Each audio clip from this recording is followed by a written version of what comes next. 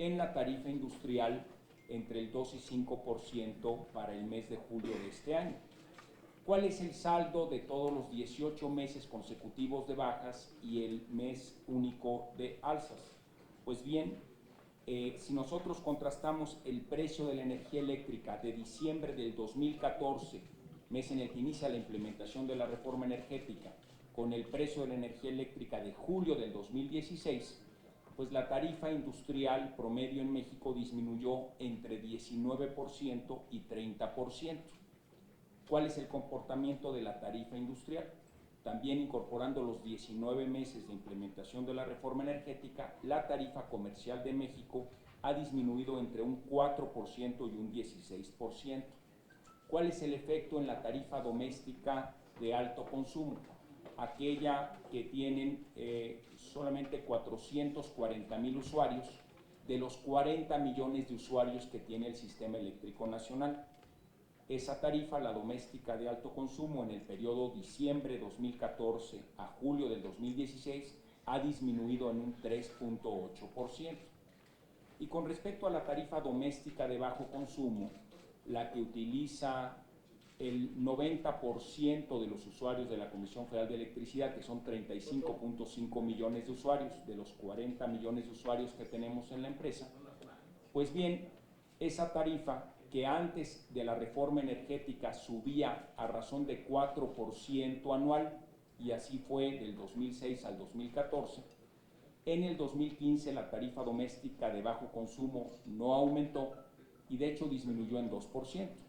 Y en este año 2016 la tarifa doméstica de bajo consumo no aumentó y también ha disminuido en 2%. Esta tarifa, la doméstica de bajo consumo, no tiene cambio ante el aumento en el precio de los combustibles. Otra manera de ver este tema es el siguiente. La siguiente lámina, por favor.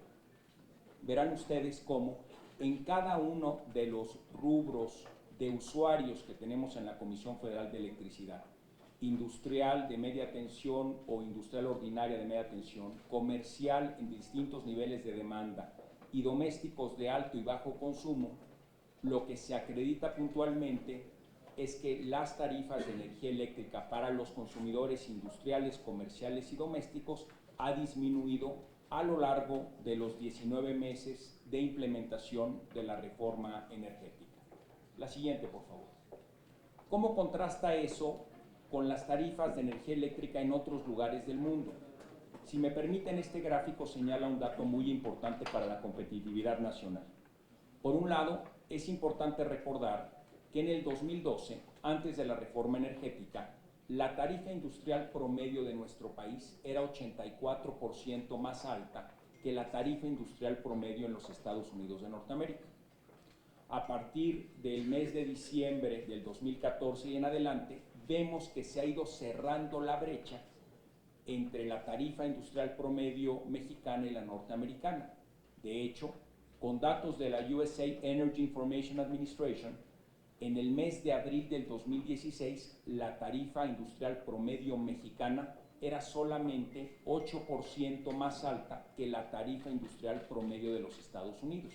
Es decir, la brecha tarifaria se ha cerrado significativamente. ¿Por qué ha sido posible esto? Porque la reforma energética establece un principio fundamental que ya han tenido otros mercados de energía eléctrica en el mundo antes de México y que ahora México se beneficia de ello. Es un principio muy claro. La energía eléctrica de menor costo se despacha primero en el sistema.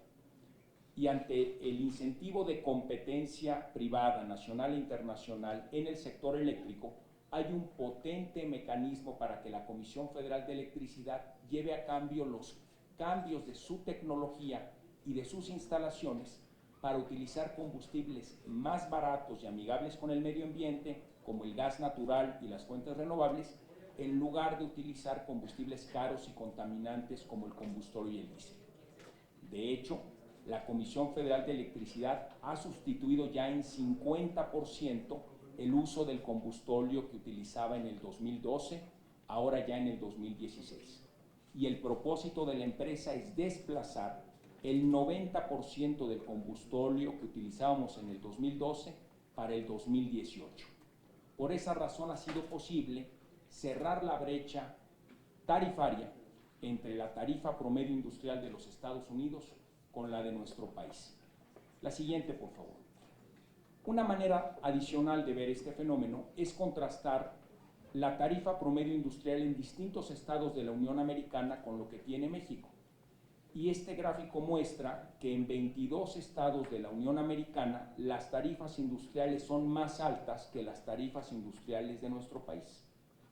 Como director de la Comisión Federal de Electricidad he tenido la oportunidad de estar presente ante industriales de los estados diversos en Baja California Sur, Chihuahua, Zacatecas, Nuevo León, Aguascalientes, Michoacán, mi estado natal, y en distintos puntos del territorio nacional, o como en el Estado de México que estuve la semana pasada, se me ha expresado por parte de los industriales que las tarifas eléctricas han sido más competitivas en este año que en el pasado, y por otro lado, que con sus empresas filiales en Estados Unidos también arroja resultados más favorables para el desarrollo económico de México, nuestro nivel competitivo de tarifas industriales en el país.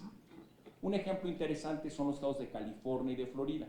En California la tarifa industrial promedio de México era 13% más alta en el 2012 y ahora es 35% más baja en México que en California en abril del 2016. Con el estado de Florida es un fenómeno muy similar. La tarifa industrial promedio de México era 34% más alta en el 2012 y en abril del 2016 ya era 8% menor. Un contraejemplo es el estado de Texas. El estado de Texas tiene la tarifa industrial eléctrica más baja del continente. ¿Por qué? Porque en su territorio tiene abundantes yacimientos de gas natural, tiene centrales de generación ahí muy cerca de estos yacimientos y traslada pocos kilómetros para entregar energía eléctrica en Houston, en Dallas, en San Antonio o en Austin. Es decir, tiene combustible de precio muy competitivo y los trayectos para transportar el combustible o para trasladar la energía eléctrica son cortos. En cambio, en territorio nacional tenemos que importar gas natural que recorra grandes distancias, genera energía eléctrica que también se transporta en largas distancias en territorio nacional, y ese costo de transporte y de transmisión es más elevado que en Texas. En consecuencia, siendo Texas un referente de las tarifas eléctricas más bajas, es de hacerse notar que se ha cerrado la brecha entre la tarifa industrial promedio de México con la de Texas. La tarifa industrial promedio de México era 83% más alta que la tejana en el 2012 y ahora en abril del 2016 es 44% más alta. Se ha reducido en cerca de 40 puntos porcentuales. Siguiente, por favor. Siguiente, por favor, esta regresaremos más adelante.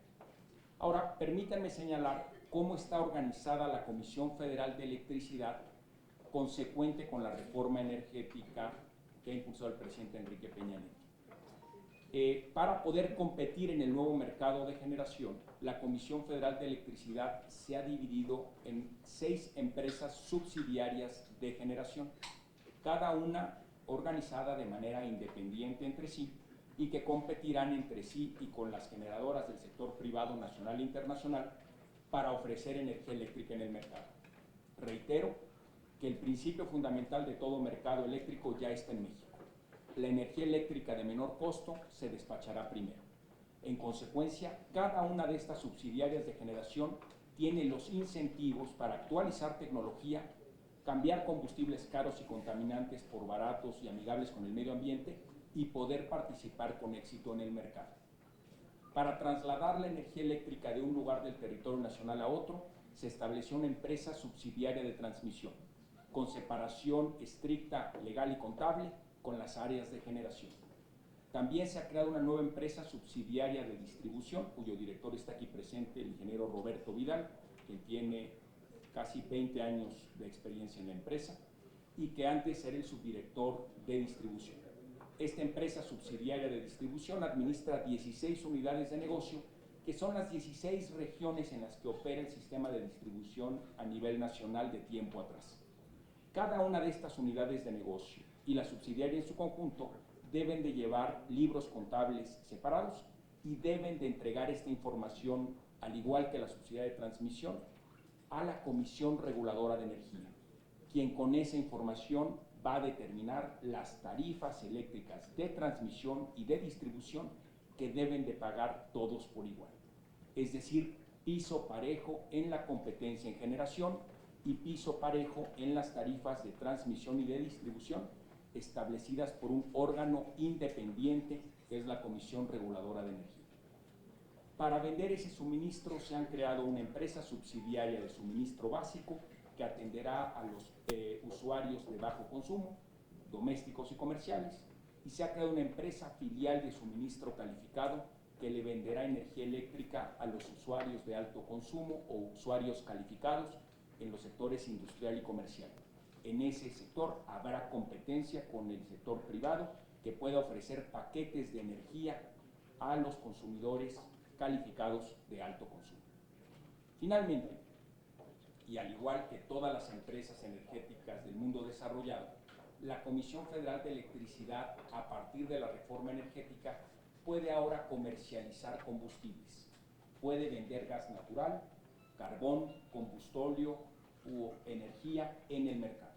Para esa razón se creó la filial CFE Energía, que comercializará combustibles en territorio nacional, y también la empresa filial CFE Internacional, que lo estará haciendo en Estados Unidos y Centroamérica en una primera etapa, y después podrá ampliar su ámbito de comercialización a otras latitudes del mundo.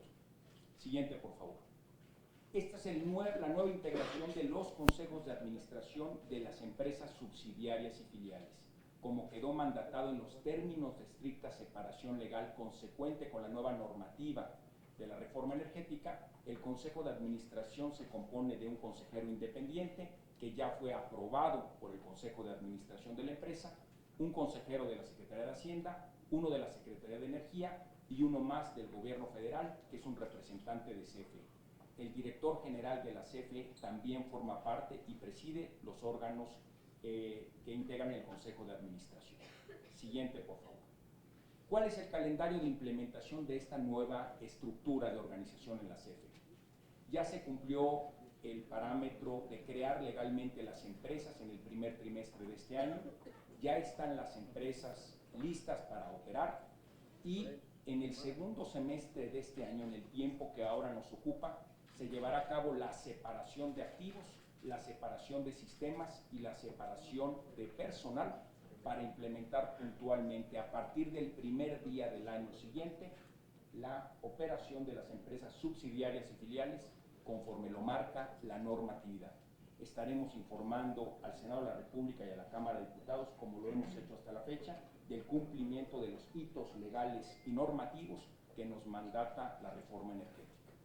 Siguiente, por favor. Una de las dudas que ha surgido en distintos foros y quisiera atenderla aquí es la garantía legal y reglamentaria que tienen todos los contratos existentes con la Comisión Federal de Electricidad previos a la nueva estructura orgánica. Hay artículos transitorios, tanto en la ley como en los términos de estricta separación, que dan dos garantías muy importantes. En primer lugar, todos los contratos existentes con la Comisión Federal de Electricidad serán honrados en sus términos y en sus tiempos en las nuevas empresas subsidiarias